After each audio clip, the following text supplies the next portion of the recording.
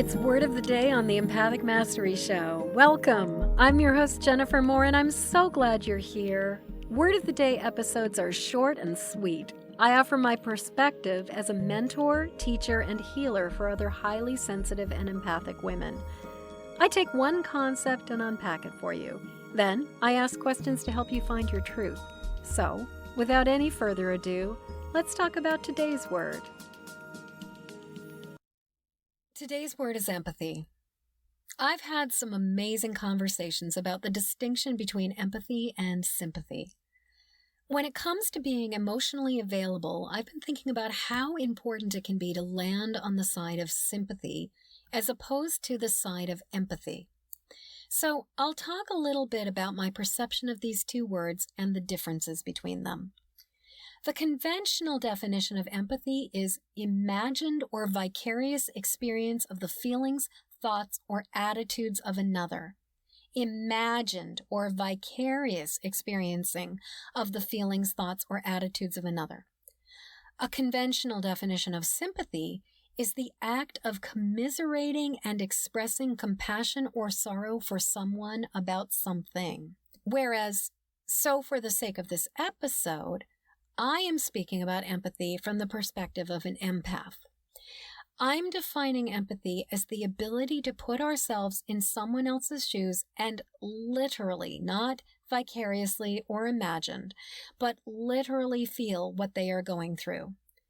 Depending on where we fall on the highly sensitive and empathic spectrum, we can absorb and mirror their thoughts, feelings, or even physical sensations to a lesser or greater degree. On one side of the spectrum, one might feel a mild awareness of someone else's distress. On the other, we become so immersed in everything that we can't distinguish what's ours and what's theirs. We feel their physical sensations, their emotional experience, and even sometimes our mental process gets influenced by what they're thinking to the point that we lose ourselves in the process. Whereas sympathy gives us the ability to witness what somebody else is going through. We can acknowledge the difficulty they're having. We recognize their pain. We can even imagine what it's like, but we don't feel it ourselves. We can see it. We have deep compassion. We can express tenderness and care about their experiences. However, we do not absorb and take on all the thoughts, feelings, and energy of their experience. Here's an example. Someone is drowning in quicksand. Empathy jumps into that quicksand to try to rescue them. Sympathy recognizes that it's quicksand and stays on the shore. Sympathy offers a rope or pole to pull them out of the mess, but keeps a distance that protects us from getting sucked into it ourselves. Now, as highly sensitive empathic people, the ability to empathize comes incredibly easily. We're often wired with a sense of urgency to be available and to be of service. We want to help people when they go through difficult times. It's natural, because of this empathic nature, to take on the distress, the worry, and the concerns of the people around us. Unfortunately, this well-intentioned need to fix and rescue can get us in over our heads. Back when I was first starting to work as an energy healer and psychic reader, I'd often feel out of sorts and melancholy after working with a client. We'd spend an hour or so exploring their lives. I'd feel the magnitude of their challenges. Because of this ability to feel the intensity, the trapped emotions, and the energetic blocks, I could also feel when things would shift for them. I'd lay on hands, I'd tune into spirit, and I'd offer energetic and strategic solutions. I'd help them to untangle whatever mess or challenge they were facing. They'd walk away feeling substantially better with a concrete plan to move forward. I'd feel like a sponge that just absorbed all the distress and emotional spooge. This kicked off cycles of overgiving and overworking, followed by depression, exhaustion, and burnout. It took many years to fully grasp how lethal this approach to healing was for me and to learn to offer my work in a better and safer way. I realized if we want to help someone move through their pain, it's not effective to experience immersive empathy and assume the concerns or challenges of those we can serve. Certainly, there are times where empathy is essential. The more conventional definition of empathy, our capacity to imagine what another person is going through, can be really useful. With empathy, we grasp where somebody is. We can understand what's going on. We sense how they're feeling. We can establish compassionate rapport that helps people to feel truly understood and cared for. The problem is, when unbridled empathy brings us to the point of getting completely sucked in. This stops being effective. Excessive empathy starts to become a problem and a challenge. When it comes to supporting somebody in their process, we need to be able to hold the space for wherever they're at.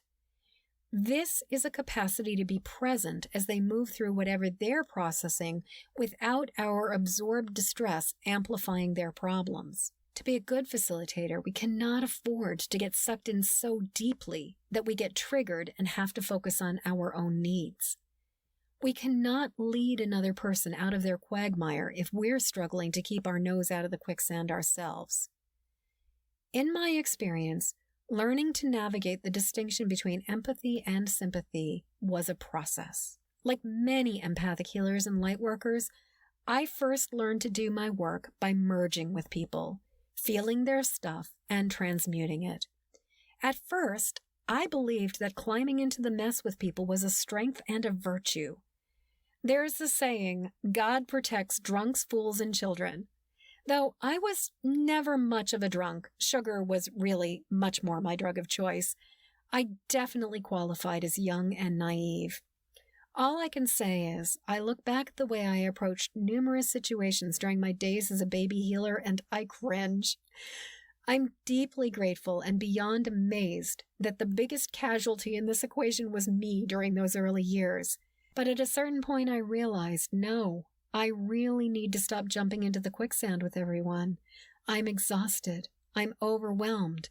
This won't be sustainable if I want to do this for most of my life. That's when I started working on separating myself from other people. I began to learn how to create a boundary within myself. I chose to focus on expressing sympathy as opposed to succumbing to empathic awareness and its subsequent overwhelm. Now, I'm not going to lie and say this was easy. I'm not going to tell you that all you need to do is decide to change and think about it in a new way. In my experience, this is a process. It took me a while to cultivate my compassion and sympathy while also learning to recognize and avoid the quicksand. At first, I had to back out after I found myself slipping into empathic overwhelm.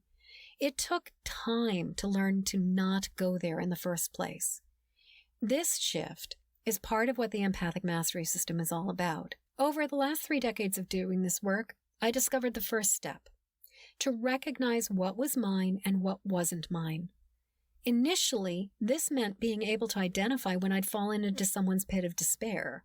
Initially, it just even meant being able to recognize that I was feeling the despair before I even could know whether it was mine or somebody else's. Then to start asking the question, is this mine? Is this not? Over time, I got to notice distress before I took it on. But to reach this higher level, I had to learn how to release all the stuff that I was carrying around, all the stuff that wasn't mine, along with diffusing all of the triggers from my own wounds of the past and my own traumas. As long as I still carried distress, my discernment was compromised. Over time, I learned how to really protect myself. I learned that true protection isn't just about sending love and light to the problem or putting up a big, shiny bubble of pink light around ourselves. Certainly, part of it was about establishing sturdy, energetic filters and shields so that I wasn't picking up everything that was going on around me. But it was also about setting strategic, social, and situational boundaries that would allow me to bypass unnecessary harm and strife. Once I learned how to do these 3 things, I was able to use my intuition and my connection to divine source and wisdom in a clear and calm way that allowed me to be more effective and more able to be of service. eventually, as I became more and more proficient with these first 4 steps of empathic mastery, recognize, release, protect, and connect, I learned how to use my empathic sensitivity safely and effectively. Today, I can put my finger on the pulse of an issue without drowning in the intensity of full-blown psychic and emotional overwhelm. When I consider my journey and think of how it was and how it is now, I'm beyond grateful for the remarkable progress I've made. This is why I wrote my book. This is why I record these podcast episodes. This is why I train other empaths how to be spectacular EFT practitioners.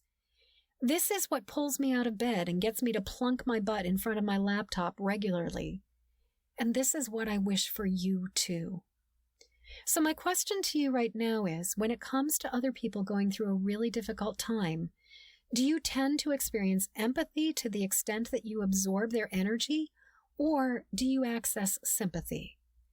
Do you recognize the distinction within yourself between what it feels like to empathize and what it feels like to sympathize? Do you know how to separate yourself from other people's stuff when they're going through a hard time?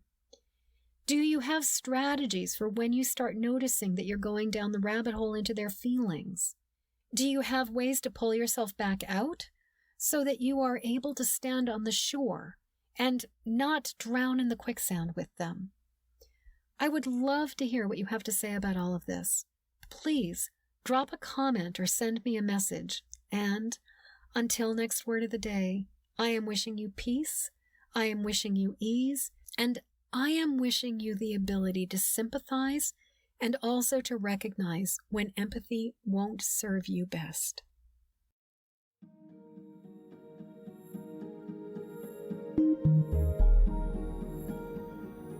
As we come to the end of this episode, I'd love to hear what you're taking from this show. Please jump over to empathicmasteryshow.com to leave your comments. In the show notes, you'll find a link to grab your copy of my Empathic Safety Guide, 3 Basics for Finding Calm in the Eye of the Storm. And while you're there, please subscribe and follow this show. And thank you for your help sharing this show with the people who need it. Please help me to spread the word and send this podcast to friends or family members who need support living as highly sensitive empathic people. Then join me again when the next Empathic Mastery Show airs. Okay, one last time. Hop over to empathicmasteryshow.com for your Empathic Safety Guide. And until next show, shine on. We need you and your gifts here on this planet. So please don't judge your empathic rainbow by colorblind standards.